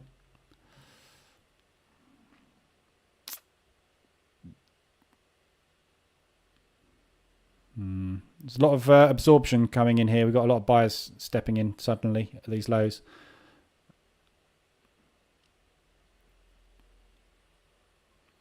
Do you know what? 0.5%. I'm just going to bank it.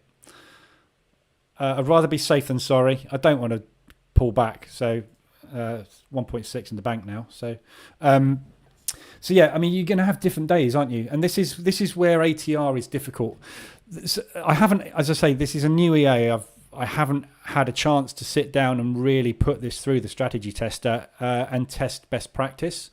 But it may be that 5 ATR is not the best number. The reason I chose 5 ATR as a default is because I want to be looking at recent price action. It may be that we want to be looking at session price action. So we may want to be using something like 15 or 20. And that will depend on the time frame that you're looking at. So if you're using 12 ATR, you're looking at the last, on a 5-minute chart, you're looking at the average price action for the last hour. So that may be the best one. On a 1-minute chart, you may want to use an ATR 60. I don't know. I haven't really played with it, but I think ATR is the same way as I use ADR, average daily range, when I'm position trading. ATR is what you typically will use when you're scalping, most people. So that's why that's in there. But if I'm trading manually like I am now and I'm sitting in front of the charts, I may as well set it up for what I can see is probably the most sensible stops and TP levels to use. If you want to use it automated, in a fully automated way, I have no idea whether or not you can make it fully profitable that way. But if that's what you need to test in the strategy tester, and in that case, then ATR is probably the best way to do it than a fixed pips, because fixed pips, day on day, it's not going to know what the volatility is, whereas ATR is a measurement of volatility. So there's never going to be a right or wrong. It's what you think is best, I think. But, I can see how big price movement is here. And I'm probably going to want a different level on the open in London, in Frankfurt rather, than I am in New York, because you get more movement in Frankfurt and London on the DAX than you do in New York. And likewise, you're going to get way more movement on the S&P, the Dow, and the NASDAQ when you're trading New York than you are at the Frankfurt Open. So, it's horses for courses, isn't it, really? Just going to scale out of 1. We've got a bit of bullish price action coming in. Oops. Going to decrease 1 down. One of those is going to be my runner now.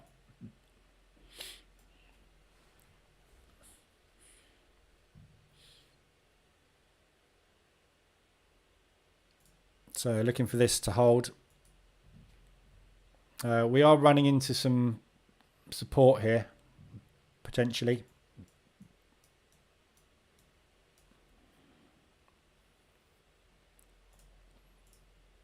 And we are due a pullback.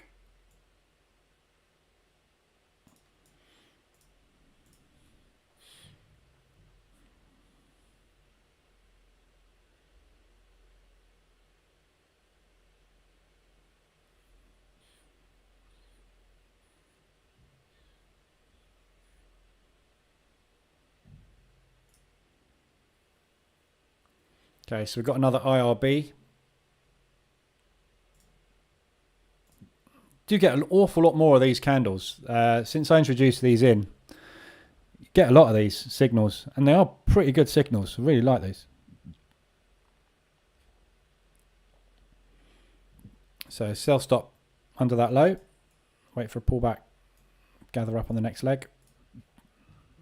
Big propulsion move gone in here, so we've got a lovely big propulsion gap. We've got that previous propulsion gap as well that hasn't been touched, so we're probably going to get a good pullback into that now on the DAX. In fact, what I might do, I'm just going to close that out completely just in case. So it's 260 banked on the day. I'm going to call it a day there actually on the futures rather than leaving a runner on. I'm happy with that for today, considering I'm only trading micros and we're in the middle of a war. Happy to bang anything at the minute, the way the market's going. So yeah, I'm flat on here at the moment with 1.6% banked. Got 0.4%, 2% kind of is what I'm after really. So I've got 0.4% to gain. So what I'm going to do is I'm going to set this to get me out at 0.5. That will take care of commissions and anything else. So next trade or batch of trades that get taken for me, it'll automatically get me out 0.5%.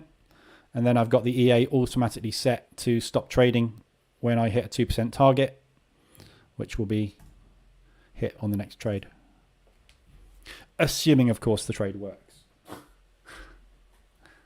which would be nice. XCap trend, thanks for all content. I will turn the trader. Good. Hopefully we'll turn the trader. I assume that means you want to turn into a trader.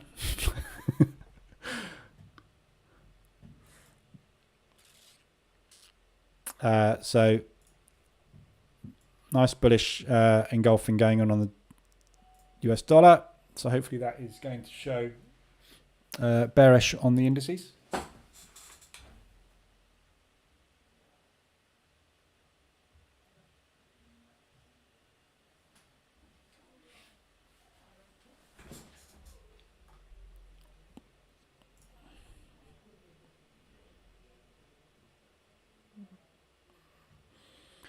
Okay, so just triggered on that trade. Aussie dollar CAD, that futures is going to be coming down as well. No, still pushing up. So these are all lagging the DAX at the minute. DAX is moving faster down. So just whizzing through these. Still not a lot of movement on the Aussies.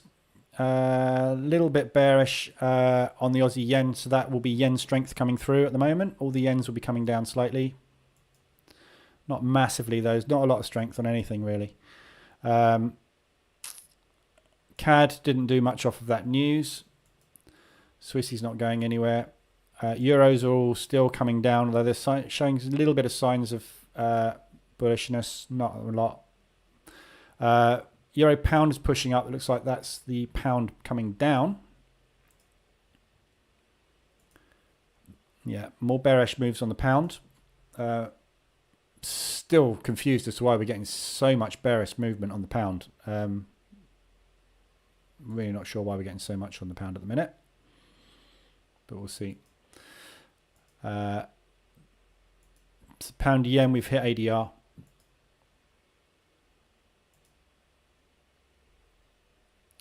DAX is pushing down harder.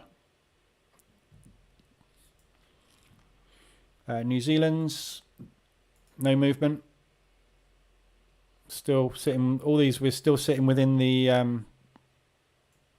Asian range, London range, New York range. We're all sitting within the Asian range at the minute. Just entered the second position short on the DAX there.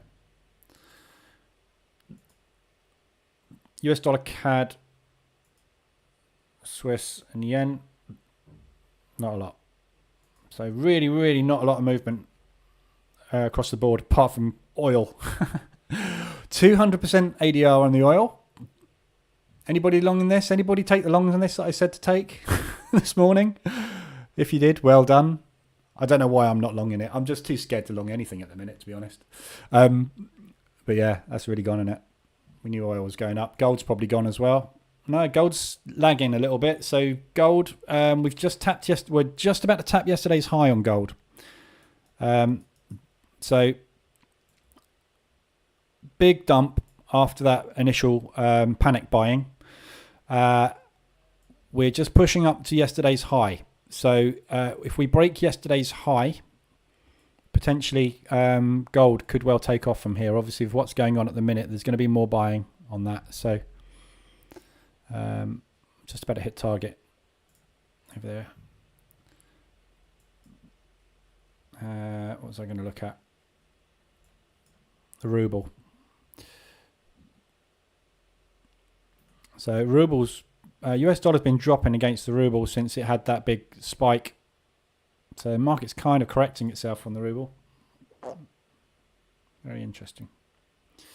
And cryptos still going completely crazy.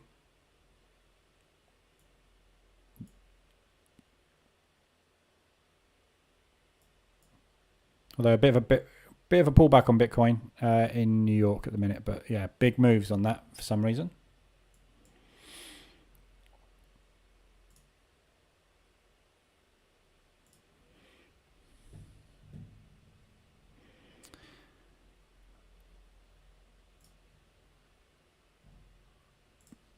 Okay, so we've broken new lows.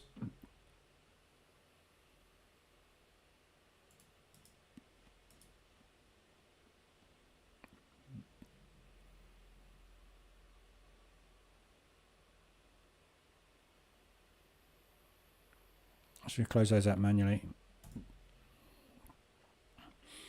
Okay, I'm done for the day on that. So just over 2% banked, $160 and 260 on futures. So that would do me for the day. Are you planning to trade DAX in the Frankfurt and London sessions and S&P and NAS in New York using the EA? I've enjoyed seeing the new EA in action. Yeah, I don't know. I just trade whatever I see, really. But yeah, I mean, normally the DAX you would trade. The trouble with me is I've got too many accounts, unfortunately. I've got 2 futures accounts that I'm running, and obviously this account and all my other FX accounts. So I'm trading too much, really. But yeah, DAX typically you will trade at the Frankfurt Open because obviously you get more movement on the DAX because New York is shut.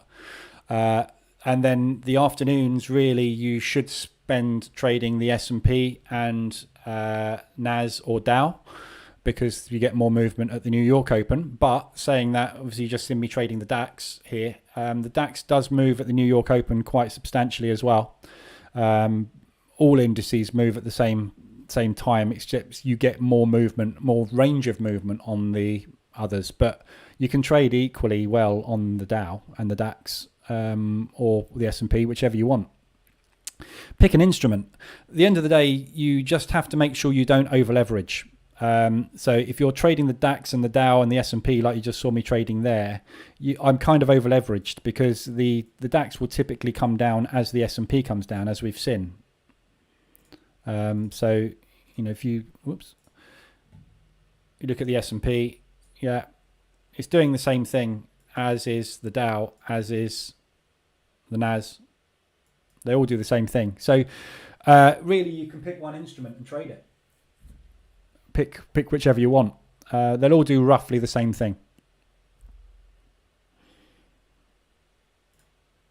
But the plan is, to trade the DAX at the open of Frankfurt, and then take my pick. It really depends what I fancy and what I've done in the day, because obviously my futures account is separate.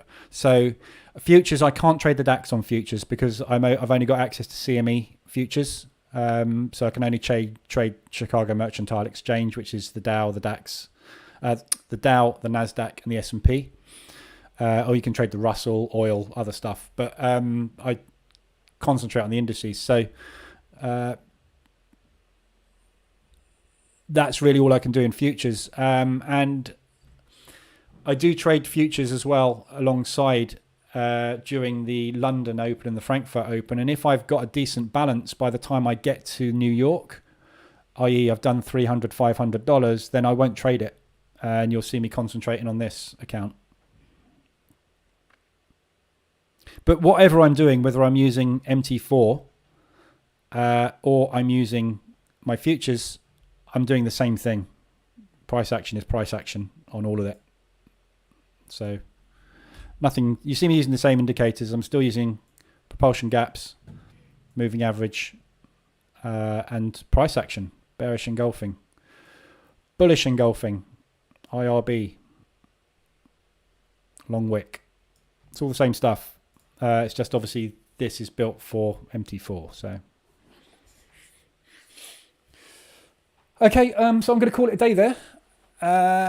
Whatever you're doing, trade safe this evening. It looks to me, from what I'm seeing on my telly next to me, there is a massive build-up. Russia has now said that you need to get out, basically, of the main cities because we're going to start bombing them. So they are giving fair warning to all civilians. Again, probably part of Putin's plan to say he told everybody, and if there's civilian casualties, it's because they didn't do what he said. But either way, it looks like they're going to go in this evening with heavy bombardments, and heavy bombardments look like they've already started to me. So be prepared for a bit more market madness and probably dropping across the board on most things. So yen, US dollar, Swiss franc, potentially we'll see money going in there. We're going to see oil going up. We're going to see potentially gold money coming in as well. So just obviously, if you're going to be position trading, if it's not going your way within 2 or 3 positions, I'd say start to get out. Or go in with aggressive drawdown control. And if you try an aggressive drawdown control, so if you see a bullish engulfing going in and you want to get in with a big position, if that doesn't work 2 or 3 times, just don't keep doing it over and over again, because at the moment there's potential for the positions to squeeze. So low time frames. I've been saying it for a couple of weeks. And it's just because you're not going to get normal price action that we're used to seeing. The market structure at the moment is literally like that. You can't get out on that. Mean reversion is very difficult in times of crisis like this. So, okay. So trade safe. I will be back tomorrow morning at 7:50 new time for the DAX Open. So that's the plan. When Thursdays, I'm going to have a problem with that time, unfortunately, because I have a class at 6:45 on a Thursday morning. Thursdays, I will probably have to do a little bit later. I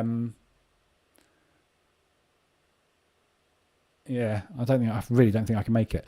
So that one will probably have to be sort of just slightly after the Open. So I might try and push that one back to maybe 8:10. But I'm going to update the website for that. So 7:50 a.m. for the Frankfurt session now for the mornings, and same as usual 2 o'clock in the afternoon for the London sessions. If you like the stream, give us a thumbs up. If you're not in the Telegram group, come and join the Telegram group. I'm always in there if you've got any questions about anything. And that's it. So have a good afternoon, and hopefully it's profitable. And hopefully I'll see you tomorrow morning for the Frankfurt session. Have a good afternoon.